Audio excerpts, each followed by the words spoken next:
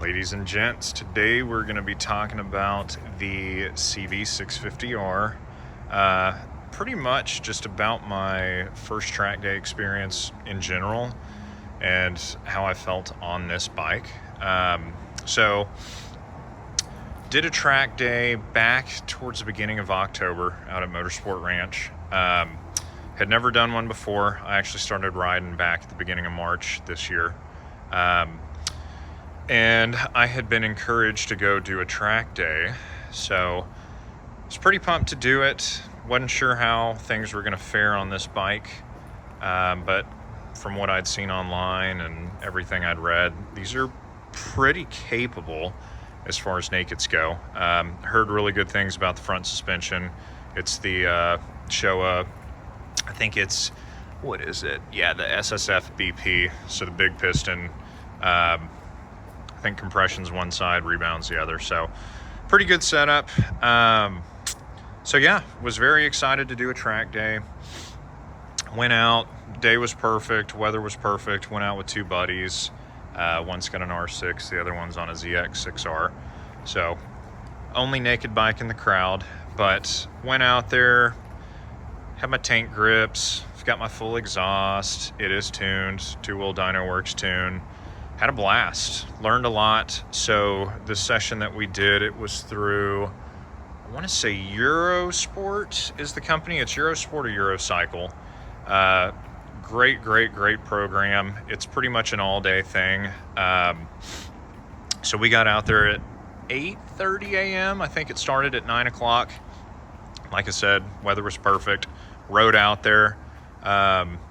So it consisted of couple of classroom sessions. I want to say we did 4 maybe, and we were pretty much entirely done with classwork by noon. And then we did 8 track sessions, so 8 30-minute sessions, one of which, the first one, was basically just like seeing the track. So you went out with an instructor. I think there were 15 people total in the class, so we went in groups of, if I remember correctly, 4.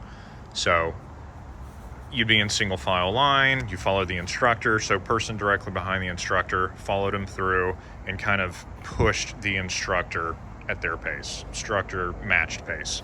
So once they saw a lap, they would drop to the back of the pack, next person in line gets to, see the proper lines and whatnot. So started out doing that. That was pretty cool. And then after the next classroom session, so we did classroom, went out and did that, saw the track, went back, did classroom. I can't remember if we talked about braking or throttle or, body position. I don't recall which was next, but the following track session and everyone that came after was just us on the track. So no instruction, you're out there, go as slow or as fast as you want to. And yeah, I had the time of my life. Instantly became addicted. I think we did 110 miles total out on the track, which is just absurd. Learned a ton. I've read, first book I read on motorcycling was Twist to the Wrist 2, which if you haven't read it or watched the video, highly suggest you do. It's Keith Code. These guys with Eurosport, Eurocycle, I apologize for getting it wrong, whichever it is. Anyway, they teach kind of based off of a lot of Keith Code's teachings. And I can't express enough how important that book is, I think, and regardless of where you are riding-wise, if you hadn't read it, you really should. It covers everything. It's predominantly a track riding focused book, but pretty much everything applies to road riding too. Anyway, so it was cool getting to put a lot of that into actual practice out on the track, and having ridden some twisty fun roads around here, you think you've gotten over far and ridden spiritedly, but until you've been out on a track, I mean, you've not even gotten close to what these bikes are capable of. I don't know if you can still see, so I ran on these factory Dunlops, but I ran them all the way to the edge. So, and I was pretty far off the bike, I was cheek off, cheek on, outside knee was up in the tank, heel forward. I mean, I was doing everything I could. Head was down low, hand and arm position was good, but yeah, even then, I think I scraped peg. I mean, just barely. I scraped peg, I think, 3 times out there. So, felt like I was pushing the bike pretty well. Didn't quite get all the way to the edge on the fronts, but you can see there's really not a whole lot left. I mean, that's maybe half an inch. Tires did surprisingly well too. I just kind of went with the general 30 front, 30 rear cold, and that looked to be about where I needed to be for the day. Towards the end of the day, like last 2 sessions when I was feeling really good, doing a lot of late apexing, and in turn coming down pretty hard on the brakes. I mean, not just like absolutely, grabbing them and diving the nose, but I mean, I torched these front rotors. By the end of the day, pads were squealing a little bit. I was feeling a little fade in the last 2 sessions. But apart from that, I mean, it never missed a beat. And it was seeing 2nd through 4th gear every single lap. We're talking the red line every pull. So it just went and went and went and went. Didn't have any heating issues. Can't beat Honda, man. They're just very robust. Had a lot of fun though. Gearing was great for a short track like that. It's a 1.7 mile track, so pretty tight. 2 fairly long straights, 1 kind of shorter straight. Other than that, it's just all curves. We did counterclockwise, which is predominantly left turns. There are 2 right turns. I was doing it in my head. 2 right turns total doing the counterclockwise route. So, yeah, a lot of fun though. So, like I said, in terms of impression with the bike doing a track day, I was beyond impressed with this thing. This is a 2023. Like I said, these are the factory Dunlops that come with it. People talk a lot of crap about these tires online and how they're awful.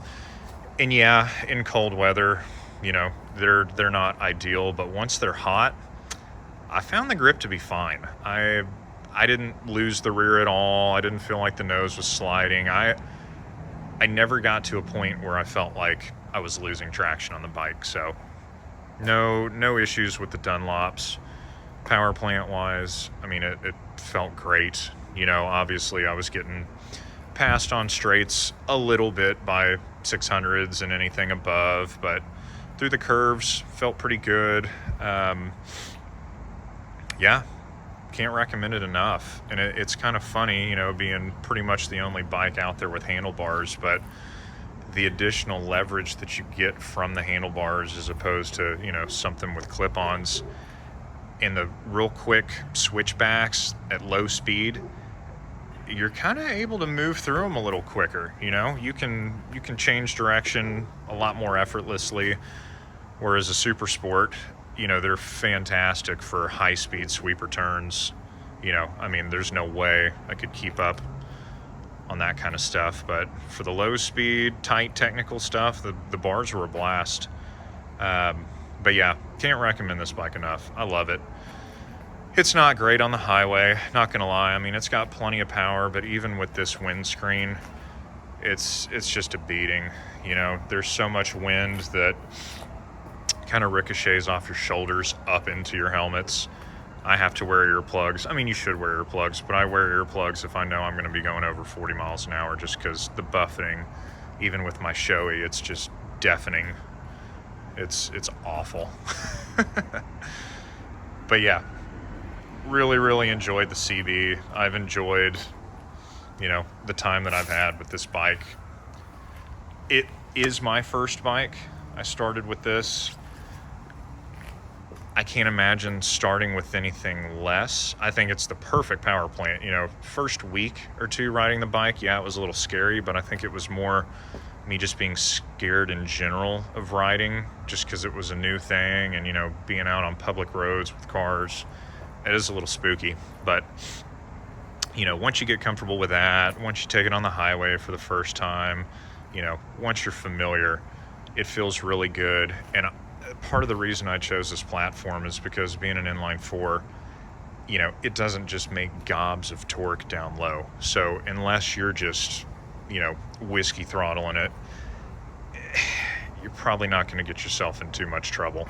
It doesn't make a lot south of 8,000 RPMs. So you got to try to really get yourself in a bad situation with this. But even then on top, you know, it's, I think tuned like this, it probably makes, with the full exhaust, somewhere close to 100 crank horsepower, which it's not a ton, but it's fun, you know, and I think it makes maybe mid 40s, upper 40s foot-pounds of torque, maybe right at 50 foot-pounds of torque.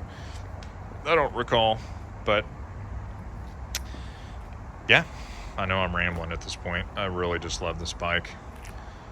And I'm planning, you know, once the new, I don't know if it's going to come out in 24 or 25, probably 25, but once the new CB650R gets released with the new Fireblade motor, I think I'll be selling this and getting that. But in terms of the track bike, I'll be staying on the K6 for the foreseeable future. So yeah, that is my track day recap. If you've never done one, if you're new to riding, highly suggest you get out there and do it. You know, just getting able to experience your bike at that level without fear of, you know, cagers crushing you, people texting and driving, you know, you've got a prep surface. Just being able to really see what these can do, it's amazing, and it's so addicting. You know, like I said, I did one track day and then immediately it was like, I gotta get a track bike. Partially though, because I bought this bike new, and I would be very upset if I dumped this thing. I saw 2 people dump their bikes while I was at the track day, and yeah, I've got sliders on it, but being a naked, you don't really have fairings or anything to catch some of the brunt if it goes down. So that's why I bought a 18-year-old clapped out Gixxer. That way if it spills, it's not the end of the world. So, but yeah, that is those are my thoughts on the CB as a track bike and doing my first track day. So get out there and ride.